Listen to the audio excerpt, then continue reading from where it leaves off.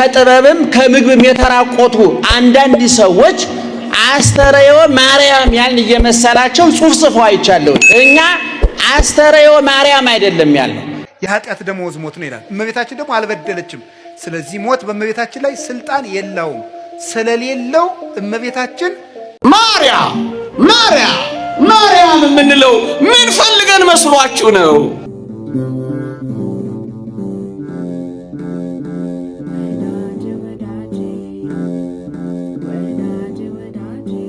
አስተርእዮ ማርያም የሚመስላቸው ጆሮአቸው ወንፊት የሌለው የማያጣራ አግበስብሰው የሚበሉ አግበስብሰው የሚሰሙ አግበስብሰው ሰምተው ጭንቅላታቸውን የሚበጠብጡ አግበስብሰው በልተው ሆዳቸውን የሚረብሹ ከጥበብም ከምግብም የተራቆቱ አንዳንድ ሰዎች አስተርእዮ ማርያም ያን እየመሰላቸው ጽሑፍ ጽፈው አይቻለሁ። እኛ አስተርእዮ ማርያም አይደለም ያልነው። ልዩነቱን ላስረዳ። አስተርእዮ ማርያም ማለት የማርያም መገለጥ ማለት ነው። እየሰማችሁ ነው? አስተርእዮ ማርያም ማለት የማርያም መገለጥ ማለት ነው። ይሄ ትክክለኛ ምንባብ።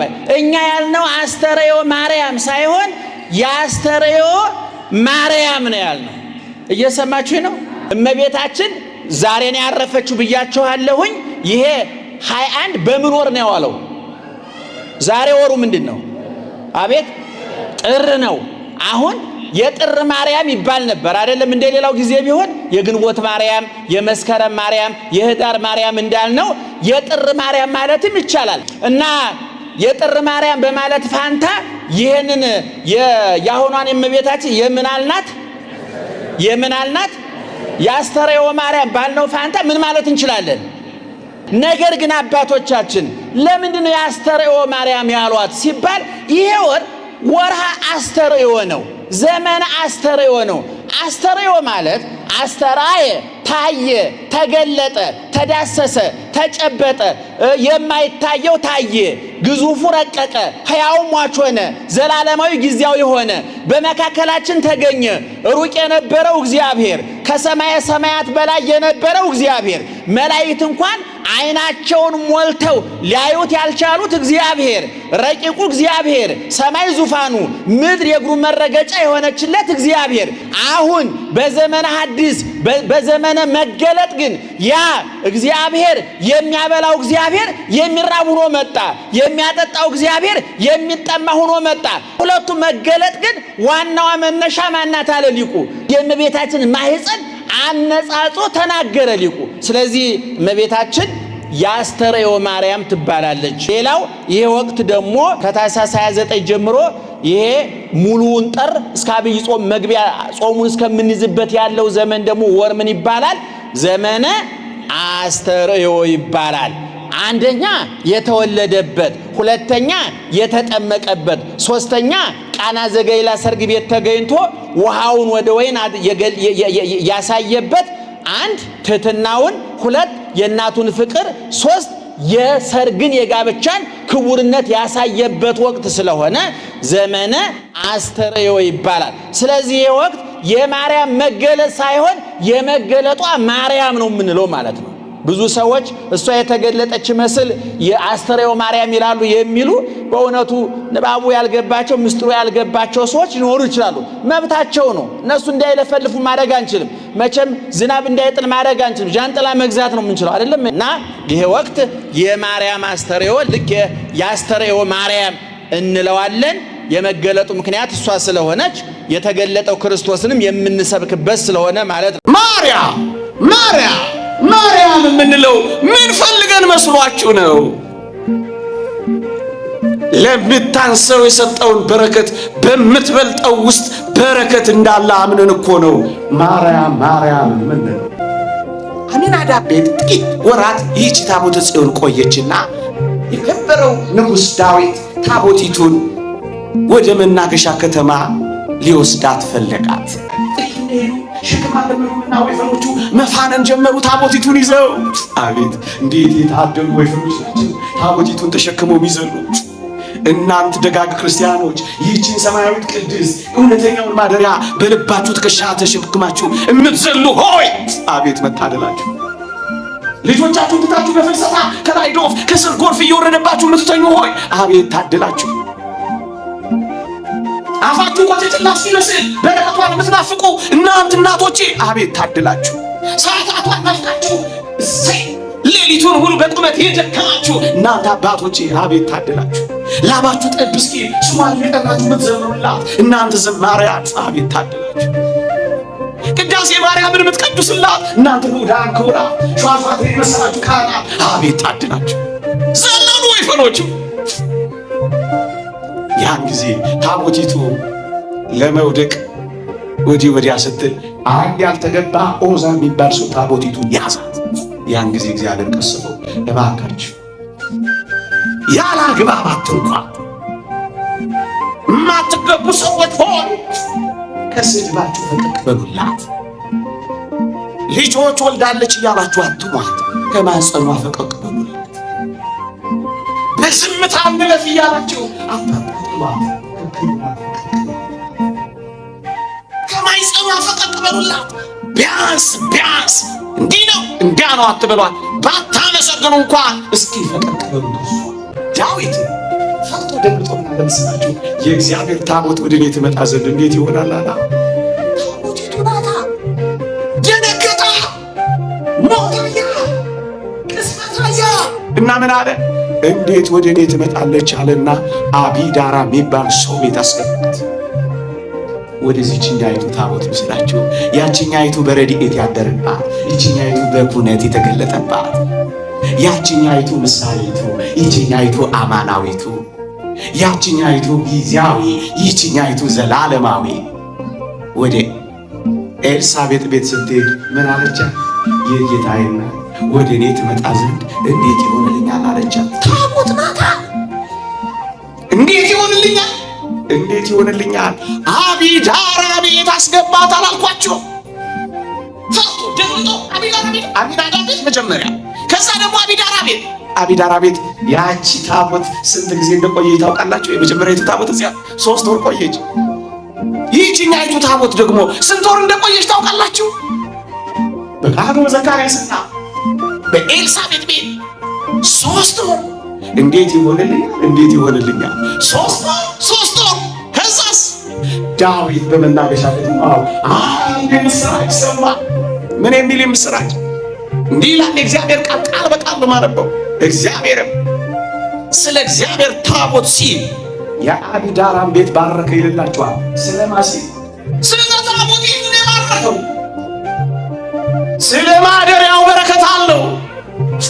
እናንተ ወገኖቼ በምታንሰው እግዚአብሔር በረከት ከነበረው በምትበልጠው ምንም በረከት የለው። እኔ እንደው የድንግል ማርያም ሕፃን ከመሆን በላይ የምፈልገው ነገር የለም። የእሷ ልጅ ሁኜ አድሎኝ ተገንቶ ነው። እነዚያ መለኮትን ዳሰው አቅፈው አጥብተው ያሳደጉ እነዚያ እጆች፣ የሚያበሩ እጆቿ አዋን አግኝቼ እጄን ይዘው ጎትተውኝ ነው። እግዚአብሔር የሰጠን እድል ነው እኮ እንደውም የድንግል ማርያም ልጅ መሆኑ። የእሱም ትሕትናው ነው። የእኔ እናት ለእናንተ ምናት ትሆናችሁ ልጅ አልሆንም ይባላል። ነውር ነው በእውነቱ። ዓመተ ምሕረት ብለን እኮ መቁጠር የጀመርነው ድንግል ማርያም ከማኅፀኗ ክርስቶስ ከተወለደ ጀምሮ ምሕረት መቁጠር ያስጀመረችን ናት እመቤታችን። አንዱ ሔዋን እኮ ፍዳ መቁጠርን ያስጀመረች ዓመተ ምሕረት እንድንቆጥር ያደረገችን እናት ማን? እመቤታችን። ዓይኗ ንጹሕ፣ ጴጥሮስ ተሳሳተ ተብሎ ተጽፏል። ሐዋርያት ተበተኑ ተብሎ ተጽፏል። አብርሃም በደለ ተብሎ ተጽፏል።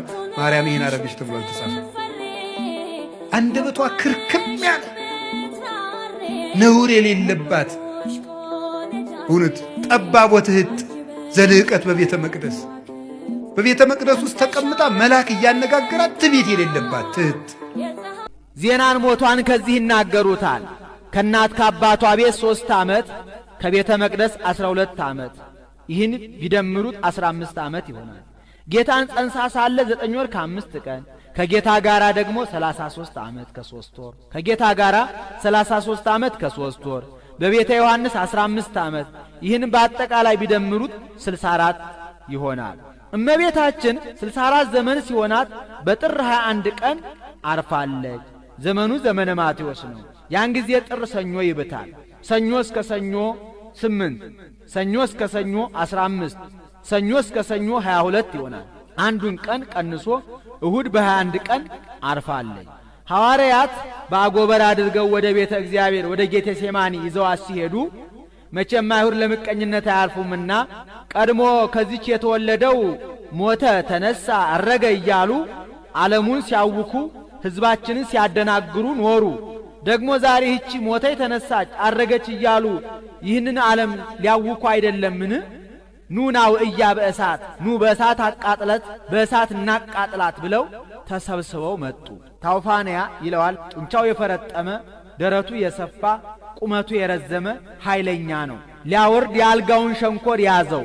መልአኩ በረቂቅ ሰይፍ ቀጥቶታል። እመቤታችን ከዮሐንስ ጋር ወስዶ በገነት ከዕፀ ሕይወት እግር ስር አኑሯታል። ያንንም ሰው ቅዱስ ጴጥሮስ ጸልዮ አድኖታል። ስለምን ቢሉ ምክንያት ለመንሳት ነው። ሐዋርያትን እንጂ የምንጣላቸው የምናሳድዳቸው እኮ እንዲህ እያደረጉን ነው እንዳይሉ። ዮሐንስም መጥቶ እመቤታችን እንጂ በገነት ከዕፀ ሕይወት እግር ስር አለችላችሁ አላቸው። እንዴት ዮሐንስ አይቶ እኛ ሳናይ እንቀራለን ብለው በነሐሴ ቀኑና ገቡ። ያን ጊዜ ነሐሴ ጥር በባተበት ሰኞ ይብታል። ሰኞ እስከ ሰኞ 8 ሰኞ እስከ ሰኞ 15 ቀን አንዱን ቀን ታግሶ በ14 ቀን እሁድ አምጥቶ ሰጥቷቸው እሁድ ቀብረዋታል። ማክሰኞ ተነስታለች። ከመትንሣኤ ወልደ ያሰኘው 3ኛው ቀን ቁጥሩን ነው እንጂ ዕለቱን አይደለም። ያን ጊዜ ቶማስ አልነበረም ከሀገረ ስብከቱ ያን ጊዜ ቶማስ አልነበረም ከሀገረ ስብከቱ ህንደኬ ሄዶ ነበርና በደመና ተጭኖ ሲመጣ እመቤታችን ስታርግ አገኛት። መላእክት እመቤታችን ናት አትሰግድም እንዴ አሉት። ወፈቀደ ይደቅም ደመናሁ ይላል። ከደመናው ሾልኮ ሊወድቅ ወደደ። ስለምን ቢሉ ተበሳይቶ ነው። ቀድሞ ልጇ ከትንሣኤው ለየኝ፣ እሷ ደግሞ ከትንሣኤዋ ትለየኝ ብሎ እመቤታችንም አይዞ ይህን እርገቴን ያየህ አንተ ብቻ ነህ፣ ሐዋርያት አላዩም እንካ ብላ የተገነዘችበትን ሰበኗን ሰጥታ ሰደደችው። እሱም መጥቶ ከሐዋርያት ጋር ጥቂት ሲጨዋወቱ ቆይቶ የእመቤታችን ነገር እንደምን ሆነ አላቸው። እሷንማ ምን ነው ሞታ ቀብረናት አሉት። መቼ ሞተች? በጥር። መች ቀበራችኋል? በነሐሴ። ሞት በጥር በነሐሴ መቃብር ብሎ ዘበተባቸው። ቅዱስ ጴጥሮስ አንተ ጥንቱን መጠራጠር ልማድህ ነው። ቀድሞ የጌታን ትንሣኤ ብንነግርህ በእጄ ካልዳሰስኩ ካላየሁ አላምንም ብለህ እጅህ ከእሳት እንደ ገባ ጅማት እርር ኩምትር ብሎ ነበር። ደግሞ ዛሬ ማን ይናገር የነበረ ማን ያርዳ የቀበረ እንዲሉ አጥበን ገንዘን የቀበርናት እኛ እያለን እንዴት አልሞተችም ትለናለህ? ምን አንተ ብቻ ተጠራጥረህ ትቀራለህ? ሌላውንም ታጠራጥራለህ? ና ላሳይህ ብሎ ወደ መቃብሩ ሄዱ። ወነሳ ምክራዩ ይላል። ዶማን ይዞ ይቆፍር ጀመር። እሱም የሚረታው ነውና ጸጥ ብሎ ይመለከተዋል። ቢቆፍር አጧል። ደነገጡ። እናንተ እኔን አታምኑኝም ብዬ ነው እንጂ እሷንማ ስታርግ እኮ አግኝቻታለሁ እንኩ ብሎ ሰበኗን ሰጣቸው። እነሱም ተቀብለው እውነት ነው በዚህ ነው የቀበርናት ብለው አምነዋል። ያንንም ለበረከት ተካፍለው ወስደው ድውይ ይፈውሱበታል፣ ሙት ያስነሱበታል። ድውይ ሲፈውሱበት ሙት ያስነሱበት ኖረዋል። በዓመቱ ቶማስ አይቶ እንዴት እኛ እርገቷን ሳናይ እንቀራለን ብለው በነሐሴ ቀኑና ሱባኤ ይገባሉ። ዘመኑ ዘመነ ዮሐንስ ነው። ያን ጊዜ ነሐሴ ረቡዕ ይብታል። ረቡዕ እስከ ረቡዕ 8 ረቡዕ እስከ ረቡዕ 15 ሐሙስ በ16 ቀን እመቤታችንን መንበር ቅዱስ ጴጥሮስን ተራዳኢ ቄስ እስጢፋኖስን ሰራኢ ዲያቆን አድርጎ ቀድሶ ቆርቦ አቁርቧቸዋል። ወተቀረበት በእደ ወልዳ ይላል። እሷም ቆርባለች። ከዚህም በኋላ ለተጸዋ ስመኪ ወለዘ ገብረ ተስካረኪ እምህር ለኪ ስምሽን የጠራ ዝክርሽን ያዘከረ ቤተ መቅደስሽን ያነጸ እምርልሻለሁ ብሎ ለእመቤታችን ለተጸዋ ስመክሙ ወለዘ ገብረ ተስካረክሙ እምህር ለክሙ ዝክራችሁን ያዘከረ ስማችሁን የጠራ እምርላችኋለሁ ብሎ ለሐዋርያት ቃል ኪዳኑን ሰጥቷቸው ተስፋውን ነግሯቸው ሰማያ ሰማያት አርጓል። የኃጢአት ደመወዝ ሞት ነው ይላል። እመቤታችን ደግሞ አልበደለችም። ስለዚህ ሞት በእመቤታችን ላይ ስልጣን የለውም። ስለሌለው እመቤታችን አርጋለች። ለምን? ታቦት ስለሆነች። ታቦት ከማይነቅዝ እንጨት። ለምን? ሞት የመጣ በኃጢአት ነው። አዳም መሬት ነህና መሬት ግባ መሬት ተመለስ የተባለው ስለበደለ ነው። እሷ ደግሞ ከዚያ በደል ነፃ ናት። ራሷም አልበደለችም። ስለዚህ የሞት ርስት በድንግል ማርያም ላይ የለም። ስለሌለም ታቦት ናትና ተነስታለች። የእግዚአብሔር ታቦት ስለሆነ ለዚህ ነው መዝሙር 131 ላይ ተንስ እግዚኦ ውስተ ዕረፍትከ፣ አቤቱ አንተ ወደ ዕረፍት ተነስ፣ ወደ ዕረፍት ተነስ፣ አንተ ወታቦተ መቅደስከ፣ አንተም ተነስ፣ የማደሪያ ታቦት ማርያምም ትነሳ። ስለዚህ ቅዱስ ዳዊት ምን አለ? ታቦት ናት አለ። ቅዱስ ጳውሎስ ደግሞ ምን አለ? ሊቀ ካህናት ክርስቶስ የገባባት ደብተራ ድንኳን ናት አለ። ዕብራውያን ምዕራፍ 9 ቁጥር 12 ላይ ወክርስቶስ ሰከዊኖ ሊቀ ካህናት ለእንተ ትመጽእ ሰናይቱ በውስተ ትኄይሶተ አቢ ደብተራ እንተ ኢገብራ እደ ሰብ። ክርስቶስ ግን ሊቀ ካህናት ሆኖ ሲመጣ የሰው እጅ ወዳልሰራት መቅደስ ገባ ይላል። ሊቀ ካህናት ሆኖ ሲመጣ ደብተራ፣ የሰው እጅ ወዳልሰራት፣ ደብተራ ማለት ድንኳን ነው። ደብተራ ብላችሁ ሰው አትሳደቡ። ደብተራ ማለት ድንኳን ማለት ነው። እንዲሁ ትርጉም የሌለው ነገር እኮ የምታወሩት። ደብተራ ማለት ድንኳን ማለት ነው። ምን እያላችሁ ነው? እንዲሁ ይገርማል። ሰማችሁ? ግዕዝ እኮ ነው፣ የማታውቁት ልምታወራለች። ደብተራ ድንኳን ማለት እንደ ዶኪማስ ስጠራሽ ለሰርክ ባርኮን አይሰለሽ ቤቴ በረከት አጥቷልና ልጅሽ ባርከኝ እንደ ቃና እንደገና የመስቀሉ ስር ስጦታችን የፈጣሪ እናት የአምላካችን ወድቀን ሳለን እኛን ሊያነሳ ነፍስና ሥጋው ካንቺ ነሳ ካንቺ ነሳ።